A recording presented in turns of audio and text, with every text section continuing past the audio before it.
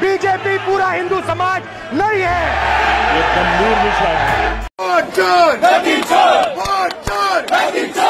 আরে চুরি করে প্রধানমন্ত্রী হয়েছে নরেন্দ্র মোদীজি। নাগরিকরা ভোট দিতে পারবে না, ভুয়ো ভোটার এসে ভোট দেবে আর মৃত ব্যক্তির ভোট হবে, এইভাবে কখনো ভোট হতে পারে না। ভারতে শুরু হয়েছে সরকার বিরোধী জেন-জি বিক্ষোভ। বিভিন্ন দাবিতে একাধিক রাজ্যে রাস্তায় নেমে এসেছে শত শত মানুষ। 140 কোটি ভারতীয় বলছে আপনি লড়াই করুন, আর আমেরিকার প্রেসিডেন্টের কথা শুনে আপনি যুদ্ধ বন্ধ করে দিলেন। দর্শক, বাংলাদেশ, ভারত, শ্রীলঙ্কা, নেপালের পর এবার কিন্তু ভারতের মধ্যে চলতেছে জেন-জির আন্দোলন। ভারতের মধ্যে নরেন্দ্র মোদীর বিপক্ষে এবার সাধারণ জনতা নেমে গেছে। এবার নরেন্দ্র মোদী হঠাৎ আন্দোলন শুরু করেছে ভারতের নাগরিকরা। দর্শক, আপনাদেরকে কিন্তু ভিডিও শুরুতে অনেকগুলো ইন্ট্রো ভিডিও দেখানো হয়েছে। অনেকগুলো ভিডিওর মাধ্যমে কিন্তু আপনারা দেখতে পেয়েছেন মানে ভারতের পার্লামেন্ট, যেটাকে তারা মানে জনসভা বা পার্লামেন্ট বলে, আমাদের বাংলাদেশে যেটা পার্লামেন্ট হয়, আর ভারতের যেই পার্লামেন্ট আছে সেই পার্লামেন্টের মধ্যে অনেক মন্ত্রী কিন্তু এখন নরেন্দ্র মোদীর বিপক্ষে কথা বলতেছে, নরেন্দ্র মোদীর বিরুদ্ধে কথা বলতেছে। দর্শক, ছাত্র জনতার কিন্তু আন্দোলন আপনারা দেখেছেন। এই সবকিছু মিলে কিন্তু আজকের ভিডিওটা অনেক বেশি ইম্পর্টেন্ট হতে যাচ্ছে। আমি আপনাদেরকে রিকোয়েস্ট করব ভিডিওটি একটু স্কিপ না করে সম্পূর্ণ ভিডিওটি দেখার চেষ্টা করবেন, আর আপনাদের মতামতগুলো জানাতে থাকবেন যে আসলে বাংলাদেশ, তারপর হচ্ছে নেপাল, শ্রীলঙ্কার পর এবার ভারতের প্রধানমন্ত্রী কি পালিয়ে যাচ্ছে না আসলে কি হবে, এই বিষয়টা নিয়ে কিন্তু আপনারা মতামত করতে থাকুন।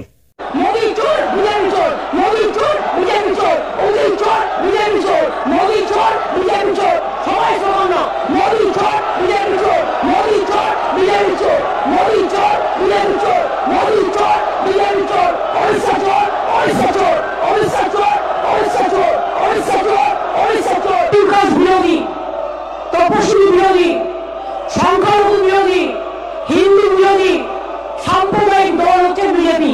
মনে রাখবেন, রাশিয়ার পায়ে পড়ছে, কখনো চায়নার পায়ে পড়ছে, কখনো আমেরিকার পায়ে পড়ছে, কখনো ইসরায়েলের পায়ে পড়ছে।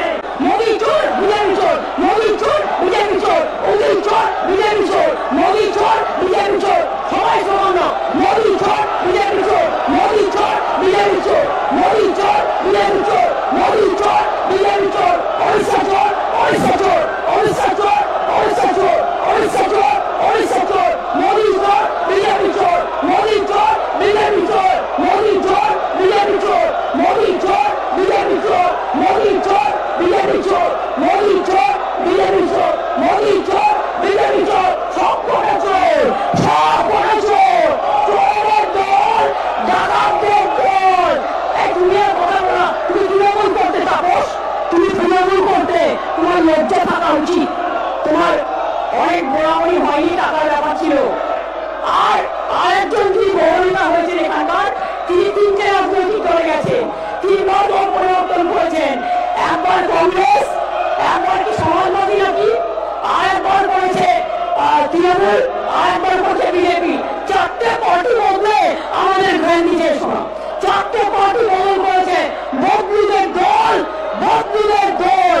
পরিবর্তন চাই বাংলায়, পরিবর্তন কি? বিজেপি হটাও, দেশ বাঁচাও, বিজেপি হটাও, দেশ বাঁচাও, বিজেপি হটাও, দেশ বাঁচাও, বিজেপি হটাও, দেশ বাঁচাও, বিজেপি হটাও, দেশ বাঁচাও, বিজেপি হটাও, দেশ বাঁচাও, অ্যান্টি বেঙ্গলি বিজেপি হটাও, দেশ বাঁচাও, বাংলা বিরোধী বিজেপি হটাও, দেশ বাঁচাও, বাংলা বিরোধী বিজেপি হটাও, দেশ বাঁচাও, বাংলা বিরোধী বিজেপি হটাও, বাংলা বিরোধী বিজেপি হটাও, বাংলা বিরোধী বিজেপি হটাও, বাংলা বিরোধী বিজেপি হটাও, বাংলা বিরোধী বিজেপি হটাও, মানুষ বিরোধী বিজেপি হটাও, মানুষ বিরোধী বিজেপি হটাও। বিজেপি চোর হ্যায়, বিজেপি। আরে চুরি করে প্রধানমন্ত্রী হয়েছে নরেন্দ্র মোদীজি। নাগরিকরা ভোট দিতে পারবে না, ভুয়ো ভোটার এসে ভোট দেবে আর মৃত ব্যক্তির ভোট হবে, এইভাবে কখনো ভোট হতে পারে না। চেষ্টা করছে বাঙালিকে পিটিয়ে মমতা ব্যানার্জিকে সাহায্য করছে। শ্রমিকরা অন্য রাজ্যে গিয়ে কাজ করছে, কারণ আমাদের রাজ্যে কোনো কর্মসংস্থান নেই। ভোট চুরি হলো দুরকম ভাবেই হচ্ছে। ইন্দে হচ্ছে ডাকাত, ডাকাত, ডাকাত রাজ, সে হলো নরেন্দ্র মোদী। সে আবার দিদি এখানে সে হলো চোরের রানী, সেই চোরের রানীকেও ভোট চুরি শিখিয়ে দিয়েছে। তাই জন্য চোরের রানী আবার আপোষ করেছে আমাদের সাথে মিশে, দিল্লিতে এখন আপোষ করছে। আর গতকাল দেখলে আমাদেরই আবার পুলিশের গাড়িতে তুলে দিচ্ছে। তার মানে কি উনি আপোষে চলছে। উনি যদি সত্যি সত্যি দিল্লির পথে, দিল্লির রাজপথে এই যে প্রতিবাদ করতো যে নরেন্দ্র মোদীর ভোট চুরির ব্যাপারে, তাহলে গতকাল যেই ঘটনা ঘটলো, কি করে কংগ্রেসের কর্মীদের উনি আবার সেই কালো গাড়িতে তুলে লালবাজারে ঢুকিয়ে দেয়? তার জন্য মোদি আর দিদি একই সাথে বিজেমূল একই সাথে রয়েছে এবং একই সাথে থাকবে। আগামী 26-এ দুজনে মিলেই ভোট চুরি করবে এবং কেন্দ্রে এই ভোট চুরি যখন রাহুল গান্ধী নাড়া দিয়েছে, এই নাড়া চলবে। প্রতিটা দিন রাজপথে কংগ্রেসের কর্মীরা নামবে এবং প্রতিটা মুহূর্তে কংগ্রেসের কর্মীরা বিক্ষোভ দেখাবে। কেননা নাগরিকরা ভোট দিতে পারবে না, ভুয়ো ভোটার এসে ভোট দেবে আর মৃত ব্যক্তির ভোট হবে। এইভাবে কখনো ভোট হতে পারে না। আর এটাও ঠিক কথা যে আমাদের কংগ্রেসের আরেকজন দাদাও যখন বলে গেলেন যে আগে আপনারা দেখেছেন যে এতদিন ধরে ইলেকশন চলে, সেই 1 মাস ধরে কেন চলছে? কেননা এই চুরির ভোটগুলোকে সংগ্রহ করা হয়, মানুষগুলোকে ঠিক করা হয়। তাই জন্য 1 মাস ধরে কেন্দ্রীয় সরকারের ভোট চলেছে। তাই জন্য এই ভোট ব্যাংক লুঠেরা ভোট ব্যাংক। নরেন্দ্র মোদী একটা লুঠেরা প্রধানমন্ত্রী, উনি ভোট চুরি করে প্রধানমন্ত্রী হয়েছে। তাই জন্য ওনার গদি আমরা ছাড়া দেব এবং রাহুল গান্ধীর সাথে আমরা প্রতি মুহূর্তে কংগ্রেস কর্মীরা তাদের দলীয় যেই কর্মসূচি প্রত্যেক দিন এই ভোট চোর বলে পথে নামবো এবং রাজপথ প্রতিটা জেলায় তার প্রতিবাদ ঘটবে এবং কংগ্রেসই হয়ে আমরা প্রতিদিনই এই রাজপথে থাকবো যতক্ষণ না নরেন্দ্র মোদী পদচ্যুত হবে বা তার পদত্যাগ দাবি করছি আমরা।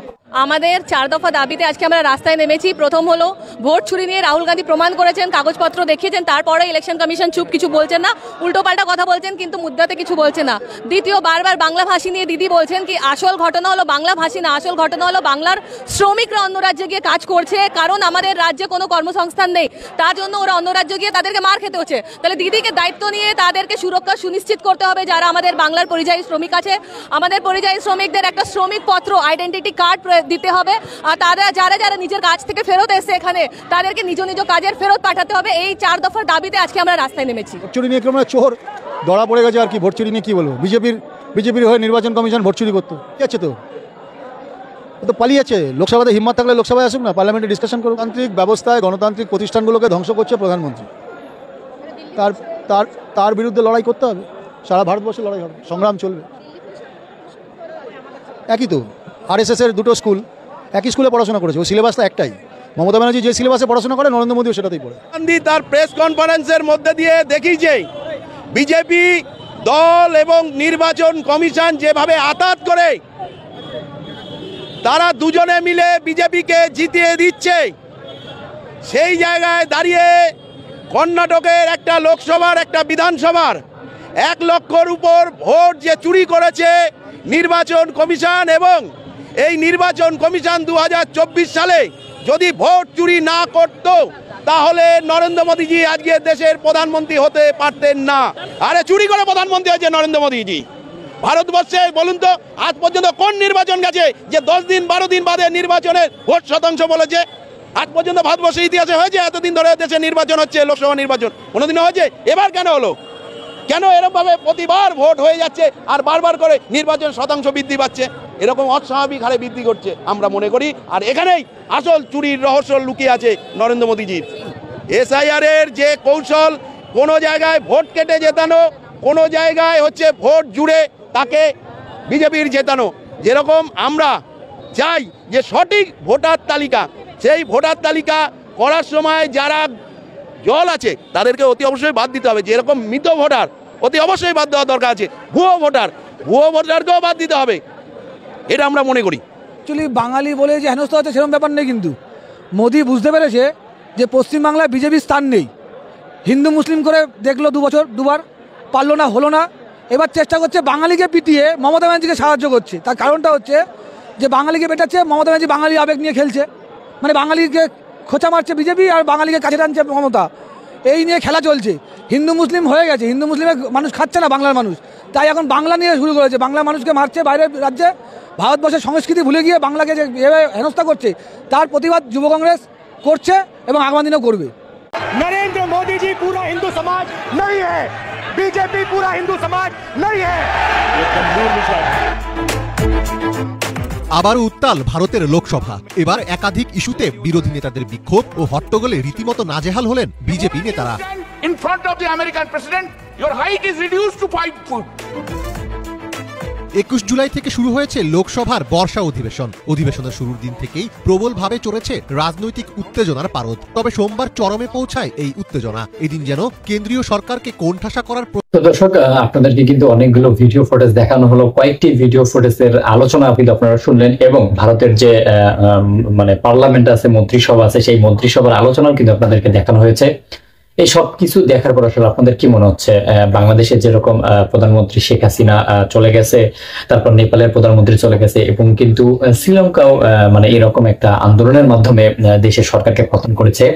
এখন কি সেই আন্দোলনটা বা মোদী সরকারের পতন হচ্ছে কিনা, এই বিষয়গুলো নিয়ে আসলে আপনাদের মতামত কি, আপনাদের অভিজ্ঞতা কি বলে, সেটা কিন্তু জানিয়ে দিতে পারেন আমাদের ভিডিও কমেন্ট বক্সে। এবং আমাদের আজকের এই ভিডিওটি সম্পর্কে যে কোনো রকমের মন্তব্য থাকলে করতে পারেন ভিডিও কমেন্ট বক্সে। তো দর্শক, ভিডিওটি ছিল এতটুকুই। ভিডিওটি সম্পর্কে যা বলার তা তো বলেই ফেলেছি। আপনারা যদি চান তাহলে অবশ্যই কিন্তু আপনাদের মতামতগুলো করতে পারেন ভিডিও কমেন্ট বক্সে। তো দর্শক, আবার দেখা হবে নতুন কোনো ভিডিওতে, নতুন কোনো টপিক নিয়ে। ততদিন পর্যন্ত ভালো থাকবেন, সুস্থ থাকবেন। ভিডিওটি শেষ করার আগে ছোট্ট করে একটা রিকোয়েস্ট থাকবে, আপনি যদি প্রথমবারের মতো আমাদের এই ছোট্ট চ্যানেলটিতে এসে থাকেন তাহলে অবশ্যই চ্যানেলটিকে সাবস্ক্রাইব করে রাখবেন, পাশে আসা বেল আইকনটি অন করে রাখবেন। ভালো থাকবেন, সুস্থ থাকবেন। আল্লাহ হাফেজ।